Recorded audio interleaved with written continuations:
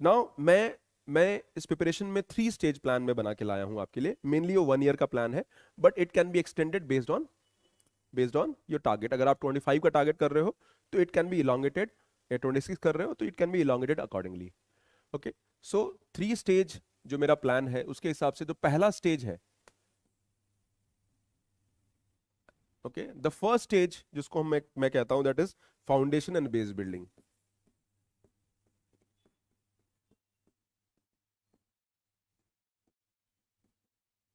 And foundation and base building का जो minimum time frame होता है वो 3, और अपर लिमिट में 6 मंथ हम कर सकते हैं। तो we have a time frame of 3 to 6 month. I getting my point? अभी आप यहां पे काम करोगे, इसमें टाइम लगता है, this will take some time, ये स्लो चलेगा। If you try to jump the ship it will cost you, 1 साल कॉस्ट करेगा, सीधा 1 साल। आपने कोई इसमें काम को नहीं किया, it will automatically cost you 1 year, बिना कुछ कहे। अगर प्रीलिम्स की तैयारी में थोड़ी कमी होगी, प्रीलिम्स नहीं निकलेगा, तो सिलेक्शन अगले साल फिर आपको देना पड़ेगा। सब कुछ ठीक हुआ, ऐसे आपने अच्छे से नहीं किया, तो आपका अटेम्प्ट अगले फिर 1 साल बाद बढ़ जाएगा। सो एज एन एस्पिरेंट हमें ये समझना होगा, the foundation and base building is very important. Next level, इस पे हम आएंगे। The second part of would be syllabus completion. जब आपका बेसिक्स रेडी हो जाता है, ऑलरेडी यहां पे भी हम लोग सिलेबस को कर रहे हैं, but once your basics are clear, तो हम क्या करेंगे, will focus in a targeted approach कि हम सिलेबस को कंप्लीट करें। This would take maybe 6 to 8 months। ठीक है, मैंने ऐसा टाइमलाइन बनाया है, जो 24 टारगेट कर रहे हैं उनके लिए 3 मंथ है, जो सिलेबाई जो 24 टारगेट करेंगे उनके लिए 6 मंथ है, और जो 25 टारगेट कर रहे हैं उनके लिए ये टाइमलाइंस हो सकती हैं, राइट? और 26 कर रहे हैं तो I can may be extend it by 2 months 3 months मोर। आप पहले इस पे काम करो, आप इसके लिए मत घबराओ, आप यहीं की टेंशन अभी शुरू कर देते हो। Focus here, this will take the time, 3 महीना लगेगा। Here we are going to target mainly 2 things या 3 थिंग्स हम टारगेट करेंगे। इस पे मैं आता हूं पहले। The third part is, syllabus complete हो गया, now the third part is convergence and consolidation. Convergence and consolidation.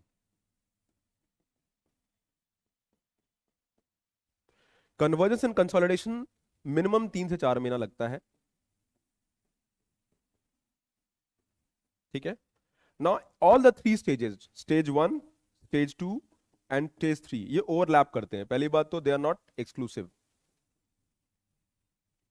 मतलब जब आप स्टेज 1 कर रहे हो तो स्टेज 2 भी हो रहा है, जब स्टेज 2 कर रहे हो तो स्टेज 2 का कुछ पार्ट हो रहा है, ऐसा स्टेज 3 का भी कुछ पार्ट हो रहा है, but focus is on this. जब आप एनसीईआरटी ढंग से पढ़ते हो, इकोनॉमी का, पॉलिटी का, हिस्ट्री का, ज्योग्राफी का, which is part of stage 1, जब हिस्ट्री और ज्योग्राफी की एनसीईआरटी कंप्लीट कर लेते हो तो ज्योग्राफी और हिस्ट्री का सिलेबस मेजरली कवर हो जाता है। यानी moment you move to stage 2, तो स्टेज 1 से ही आपके स्टेज 2 का काफी कुछ कवर हो चुका होगा। आई यू गेटिंग माई पॉइंट? सो हमारा फोकस पहले स्टेप बाय स्टेप होगा, first step, second step, third step, fourth step, step by step, baby step, हम लोग एक एक करके स्टेप करेंगे, चीजें वर्क करेंगी। आई यू गेटिंग माई पॉइंट? अगर आप यहां पे फोकस करोगे तो गड़बड़ है। आप इसको, majority people in ORN, old Anand Nagar में या पूरे इंडिया में, सबसे ज्यादा ये पार्ट को नेग्लेक्ट किया जाता है। यहां में आप जल्दीबाजी करते हो, या तो जल्दीबाजी करते हो या बहुत तेज करते हो, या करते हो आपको पता नहीं चलता कि फाउंडेशन डेवलप नहीं हुआ है। आप फाउंडेशन की किताबें अगर पढ़ रहे हो, you have to make sure your foundation is ready. उसको असेस करना होगा, उसको चेक करना होगा। So my timeline would vary from 12 to 18 या 20 मंथ्स, या 18 मंथ्स मान लेते हैं।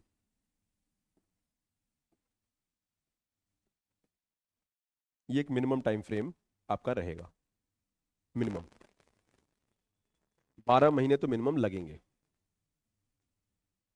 ये कोई हार्ड एंड फास्ट रूल नहीं है, some people can do it in 10 months also, depending on their background, उन्होंने कुछ पहले किया है, या अगेन एफर्ट अगर आप थोड़ा पुश करते हो।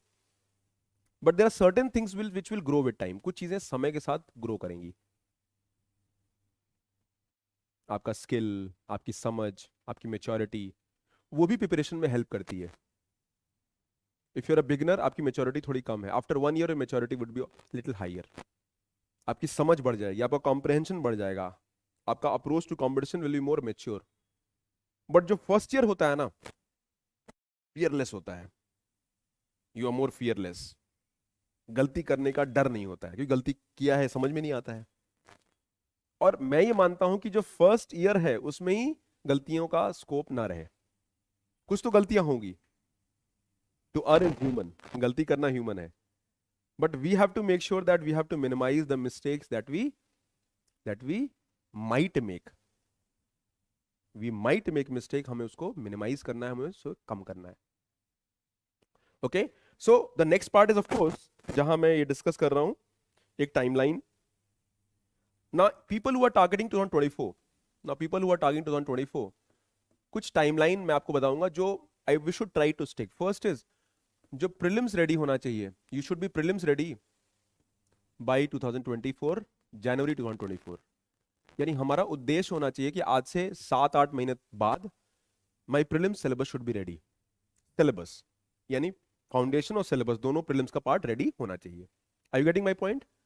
यानी अगर आपका प्रीलिम्स रेडी होगा बाय जनवरी 2024, और अगर जो लोग 2025 टारगेट कर रहे हैं उनका मे बी अक्टूबर हो सकता है, कोई 26 टारगेट कर रहा है तो उसका मैं बोल दूंगा भाई जुलाई 2025 कर देंगे या अगस्त 2025 कर देंगे, 6-7-8 महीने पहले प्रीलिम्स रेडी कर लेंगे। द सिलेबस, प्रीलिम्स रेडी का मतलब मेरा सिलेबस रेडी होना चाहिए, टॉपिक्स कवर हो जाना चाहिए, कुछ प्रैक्टिस मॉक्स क्वेश्चंस हो जाने चाहिए। That is how it has to be. अगर आप टाइमलाइन को अकॉर्डिंगली चेंज कर सकते हैं। Now similarly for mains, I have to be mains ready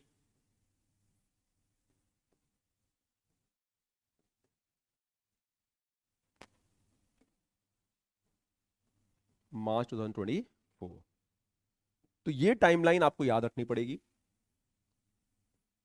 इसका मतलब ये है mains ready, that 80% of mains syllabus should be ready. First attempt में थोड़ा फाइट रहता है, 100% सिलेबस कवर करना मुश्किल होता है, बट मैं 80% का एक टाइमलाइन लेके चलता हूं, that in case you clear the prelims in the first stage, first attempt में, तो आपका 80% सिलेबस अगर रेडी है तो you can target 20% after prelims also. But उससे नीचे 75 से नीचे अगर होगा तो फिर टाइम नहीं मिलता है। राइट नाउ जिनका प्रीलिम्स निकला है वो भाग रहे हैं, दौड़ रहे हैं इधर उधर, ये गाइडेंस प्रोग्राम, वो guidance programme, SA programme, ethics programme, answer writing programme, mentoring programme. अगर उनका मेंस रेडी है उनको कुछ नहीं करना है, उनको सिर्फ practice practice practice revision practice revision practice. जब सिलेबस हो गया तो क्या करना है? Revision practice revision practice revision practice, mock दो रिवीजन करो, मॉक दो रिवीजन करो, मॉक दो रिवीजन करो, लिखो लिखो लिखो लिखो लिखो लिखो, यही करना है। रोज 1 घंटा लिखना है, 1.5 घंटा लिखना है। आज से 90 दिन बाद एग्जाम है, मान लीजिए 85 डेज बाद एग्जाम है, you have to write for 80 hours, 80-85 hours लिखना है कम से कम एवरेज।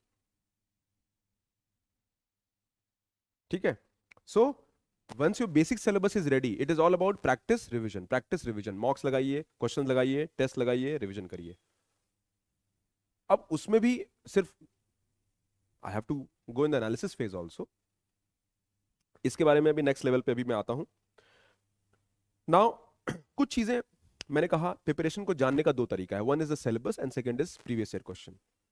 ये पूरे एफर्ट में, द इंटायर एफर्ट, ये जो पूरा तीनों एफर्ट कर रहे हैं, the entire effort should be mapped with PYQs and syllabus। मैं अभी बहुत सारे सेशंस लेने वाला हूं, ऐसे के सेशन लेने वाला हूं, आंसर राइटिंग के सेशन लेने वाला हूं, and these will be extra sessions for students. मैं उन बातों पे बात करूंगा जो पढ़ाई के रिफाइनमेंट पे काम करता है। ऐसे का कोई क्लास नहीं हो सकता है, बट ऐसे को अप्रोच कैसे करते हैं उसके बारे में हम डिस्कस कर सकते हैं, और उस डिस्कस के बारे में सुन के उस पर मंथन करके आप उसको फॉलो करने की कोशिश करिए। वो है ऐसे। ऐसे में मैं पढ़ा क्या भाई, ऐसे में क्या पढ़ाऊंगा, ऐसे लिखा कैसे जाता है, अब लिखना थोड़ी सिखा सकता हूं मैं, but I can tell you how to approach it. Answer को लिखा कैसे जाता है वो हम बता सकते हैं, लिखना तो आपको पड़ेगा। Topic I can teach you, I can teach economics, I can teach social issues, मैं करंट के टॉपिक पढ़ा सकता हूं, बट हमारा फोकस क्या होगा कि प्रिपरेशन का सारा effort should be map with PYQs and syllabus. Syllabus हमेशा आपके साथ होना चाहिए, and what ever you study, अभी तुरंत नहीं, फाउंडेशन वाले पार्ट में थोड़ा सा कम रहेगा, moment you move to this, आपके प्रीवियस ईयर क्वेश्चन को हम रेगुलर लिंक करेंगे। कोई भी टॉपिक पढ़िए, फर्स्ट टाइम दिक्कत होती है, मैं ये भी डिस्कस करूंगा कि फर्स्ट टाइमर्स को दिक्कत क्या होती है, and most of you will agree with the statement. Online students, are we on the same page? Online students, are we on the same page? किसी को डाउट है, do put in the chat box. Sir 11 month enough to get a single digit rank? जो भैया इसको follow कर लो, अगर ये 11 महीने में कर लिया तो सिंगल डिजिट में रैंक आने की संभावना है। लाइफ में कोई सर्टेन थोड़ी होता है, संभावना ही तो होती है। तो संभावना तब होगी जब आप उस भावना को मान के काम करेंगे। You have to have that right intent and you start putting effort accordingly. एक एस्पिरेंट की जर्नी में सर्टेनिटी तभी आती है जब प्रोसेस और स्ट्रैटेजी होती है। आपकी लाइफ में अनसर्टेनिटी इसलिए है क्योंकि प्रोसेस और स्ट्रैटेजी नहीं है। जैसे जैसे आपकी प्रोसेस एंड स्ट्रैटेजी डेवलप होगी, आपका डिग्री ऑफ अनसर्टेनिटी कम होगा और डिग्री ऑफ सर्टेनिटी बढ़ेगा। ये बात को याद रखना है, and this I am sharing with share experience. जब मैंने प्रीलिम्स का एग्जाम दिया तो मुझे पता था प्रीलिम्स निकल रहा है। प्रीलिम्स के हॉल से घुसने से पहले मुझे अंदर से विश्वास था कि प्रीलिम्स निकल सकता है। एग्जाम देके बाहर निकला तो नहीं पता था, पेपर चेक किया तो निकल रहा था, लेकिन विश्वास था। जब मैंने मेंस का एग्जाम दिया, मैंने 2 बार इंटरव्यू दिया, एक बार मेरा इंटरव्यू कॉल नहीं आया। दोनों बार मैंने जब मेंस का एग्जाम दिया तो मुझे पता था मेरी इंटरव्यू कॉल आ रही है। लेकिन मुझे यह भी पता था कि मैं टॉप 50 वाला नहीं हूं, टॉप 100 वाला नहीं हूं। मुझे इतना पता था कि मैं लिस्ट में आ सकता हूं, मेरी वो एबिलिटी थी। मेरे मार्क्स जब आए तो मुझे पता था कि मैं 100-200 वाला स्टूडेंट हूं, बट मैं मेरी तैयारी उस थ्रेशोल्ड को नहीं थी कि मैं टॉप 20 टॉप 30 रैंक पर पहुंचूं। उसके लिए आपको 2 लेवल, एक लेवल ऊपर जाना पड़ता है। Your process has to be more refined. आपको तेंदुलकर बनना पड़ता है फिर। सो जब आप तैयारी करोगे ना तो आपको चीजें पता भी होंगी, प्रिपरेशन कैसे मूव कर रही है, वर्क नहीं कर रही है, कर रही है। और मेरी बात को ध्यान से सुनिएगा, बिकॉज ये जो मैं बता रहा हूं, it is I am a student like you. ये मेरे अनुभव का निचोड़ है, और मैं रोज every day I am thinking about the process. आपसे regular, you are the biggest teachers for me. आप जब अपनी प्रॉब्लम डिस्कस करते हो, अपनी बातें कहते हो, अपने टेस्ट चेक कराते हो, अपने आंसर चेक कराते हो, अपने एसे चेक कराते हो, that gives me a feeling कि भाई हम लोग हार्डकोर एकेडमिक वाले लोग हैं, इस प्रोसेस में इंटेंसिवली इन्वॉल्व हैं। हमारे पास यूट्यूब पे और इधर जाने का भी टाइम नहीं होता है, बच्चों से घिरे रहते हैं, सवालों से घिरे रहते हैं। तो if you listen to our advice, and not me, I am talking about the entire team of people. मैं ये नहीं कह रहा हूं कि हम ही लोग बेस्ट हैं, but we are doing a very good effort. और आपको जो मैं कह रहा हूं आप करोगे तो आउटकम आएगा। स्मिति ने फॉलो किया है, अपूर्वा ने फॉलो किया है। Of course inputs multiple sources से आदमी मिलता है, लेता है, और ज्ञान कहीं बाहर से भी अच्छा मिले तो कोई बुराई नहीं है उसमें। Now that is what is needed for working people. Preeti is asking, Preeti बेटा, working people have to be, थोड़ा उनको रैशनलाइज करना होगा। Man I think we should sit and discuss this part. आप बैंक में काम करते हो मुझे पता है, so I can understand your working hours. तो we can sit and discuss this part कि प्रिपरेशन को कैसे स्ट्रीमलाइन किया जाए। नाउ अब सोर्स, यानी हम जब यूपीएससी की प्रिपरेशन करते हैं तो मैंने कहा कि सिलेबस फर्स्ट स्टेप होना चाहिए। दूसरा स्टेप होना चाहिए कि भी मैं पिछले 10 साल के 12 साल के पेपर्स अपने सामने रखूं। Let's take an example, whenever you study a topic, एक बिगिनर के लिए है, एक फाउंडेशन के बच्चे के लिए ये बात ज्यादा जरूरी है, क्योंकि मेरा पूरा फोकस फाउंडेशन के बच्चों के लिए है। बहुत सारे बच्चे जो तैयारी कर रहे हैं वो फाउंडेशन अपना कई लोग करके आते हैं, फाउंडेशन का रेडी नहीं होता है। यहाँ पे कई बच्चे आते हैं, लक्ष्मीकांत पूरी पढ़ रखी है उन्होंने, बट लक्ष्मीकांत पढ़ी तो नहीं है, पढ़ी तो है बट एग्जाम के हिसाब से यूज नहीं की है, उसका कॉस्ट बेनिफिट एनालिसिस नहीं किया है। हमको रैशनल होना पड़ेगा। मैं I have to make sure that we defined the minimum. Minimum क्या करना है वो हम बात करेंगे, मैक्सिमम तो अपर लिमिट डिफाइंड ही नहीं है। मिनिमम क्या कर सकते हैं वो जरूरी है जानना। एक फाउंडेशन का बच्चा एकदम बिगिनर होता है, स्क्रैच पे होता है, उसके अंदर बहुत सारे कंफ्यूजन होते हैं, डाउट्स होते हैं, और उसको मिस इन्फॉर्मेशन से बचना भी बहुत जरूरी होता है।